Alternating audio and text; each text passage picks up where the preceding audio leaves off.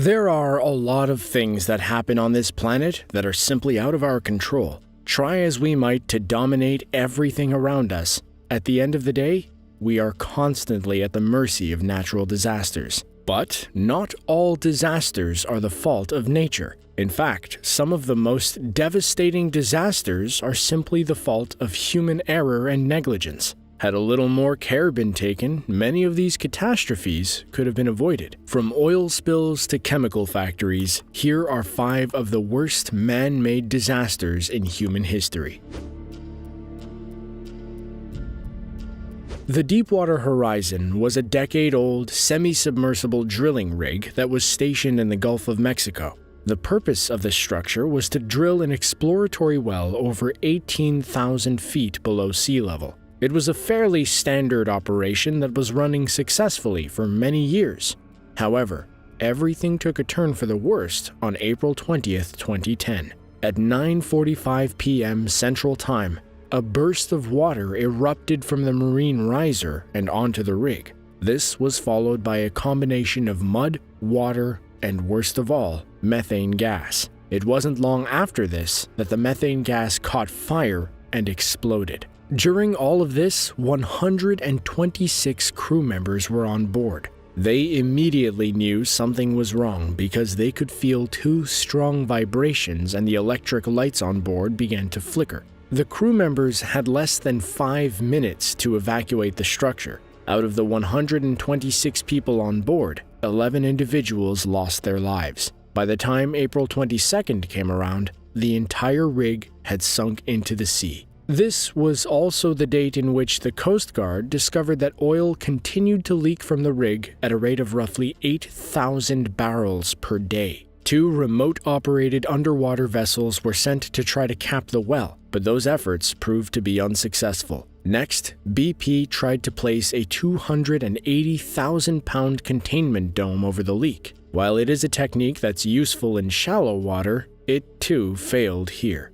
It wasn't until July 15th, almost 3 months after the initial incident, that the well was finally closed and the leak stopped. An investigation into the incident soon followed. In June of 2010, the House Committee on Energy and Commerce said that BP should have used cement at the well. It would have cost the company $128,000 and would have taken between 8 and 12 hours to complete. A more thorough investigation found that 6 different operations, equipment functions, and tests ultimately led to the blowout in the 32 hours preceding the explosion. In July of 2015, BP agreed to pay $18.7 billion in fines, making it the biggest corporate settlement in the history of the United States. On the night spanning December 2nd and 3rd, 1984, one of the worst industrial disasters in the history of the world took place. It was on that evening an accident occurred at the Union Carbide pesticide plant located in Bhopal, India. This event released a minimum of 30 tons of an incredibly toxic gas known as methyl isocyanate, in addition to numerous other poisonous gases into the local environment. Sadly, many shanty towns were located in the immediate vicinity of the plant. In total, over 600,000 people were exposed to a deadly cloud of gas that night. These particular gases tend to remain fairly low to the ground. Countless people reported feeling nauseous and that their eyes and throats began to burn, and unfortunately, many people lost their lives in the aftermath. Estimates of the gas leak's death toll range from 3,800 to 16,000, and many people still suffer physical and emotional scars from that night. However, much of the health data related to the incident is still not available. The Indian Council of Medical Research was forbidden from publishing data in regards to the gas leak until 1984. The disaster occurred as a result of water entering a tank filled with methyl isocyanate. This led to a chemical reaction causing the temperature inside the tank to reach over 392 degrees Fahrenheit. There are 2 main arguments as to why this happened. The first is that the Union Carbide India Limited chemical plant was already in very poor condition, was undermaintained, and had broken dozens of safety regulations prior to this incident. The other side of the argument is that it is not physically possible for water to have entered the tank on its own, and that human effort had to have played a role. Criminal and civil cases were filed in the United States against UCC and Warren Anderson, who was the CEO of the company at the time of the disaster. However, these cases were repeatedly redirected and dismissed to Indian courts several times from 1986 to 2012. As of 2018, efforts to clean up the area remain stagnant. Chemical plant explosions happen all over the world, like this one that occurred at a Texas chemical plant back in 2013. But one of, if not the worst to ever happen, was the Jilin chemical plant explosion.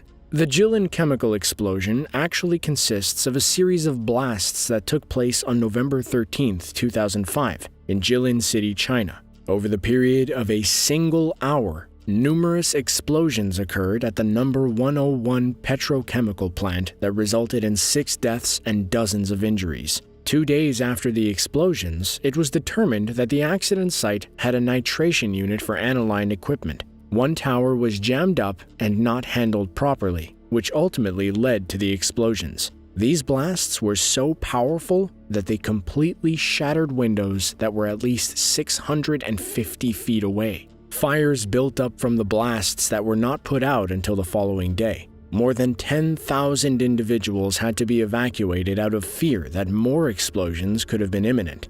While initial reports thought that the explosion could have occurred as a result of terrorism, the company stated that it was a result of a chemical blockage that had not been fixed. The fallout from the explosions lasted more than just that day. It significantly polluted the nearby Songhua River. An estimated 100 tons of pollutants, including nitrobenzene and benzene, entered the river. Exposure to benzene has been linked with leukemia and reduced red blood cell counts. The contaminants gradually flowed into the Strait of Tartary and then, eventually, into the Sea of Japan. The effects of the explosion also made their way to Russia. On December 16th of that year, the toxic slick that had entered the water arrived in the city of Khabarovsk. Granted, the slick was severely diluted by this point, but Russia prepared by digging extra wells and storing clean water before the slick reached the city.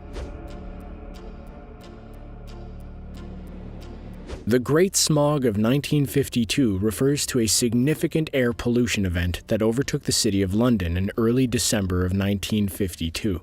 It was marked by a period of unusually cold weather, including windless and anti-cyclone conditions.